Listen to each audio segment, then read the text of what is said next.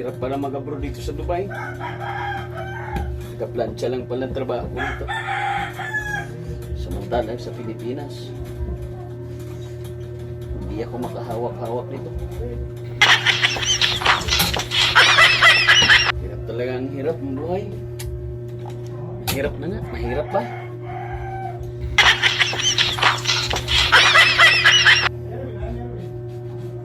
Bakit kaya mahirap ang buhay?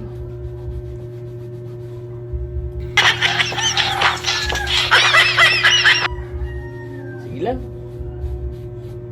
Kayod-kayod lang.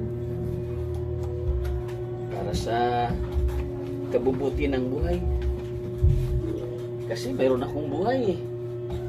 Hirap naman hindi magbuhay, yung buhay, kaya naghahanap buhay. So, atin yung amo ko ng kasal, kailangan nakaplansya yung ano.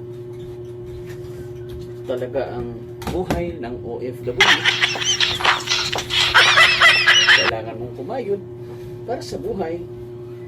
Kasi pag hindi ka kumayod para sa buhay, baka mawalan ka ng buhay.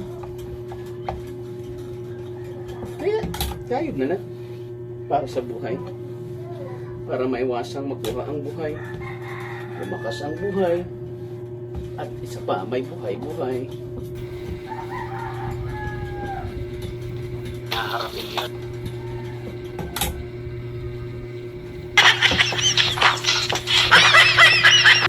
Ay, naku buhay. Minsan na hindi ko nga maayos-ayos ang aking buhay.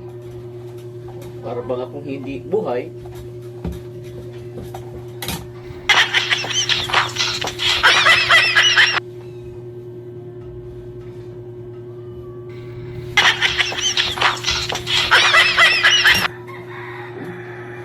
Yan mo na yan, hindi naman siya ang ikakasal eh.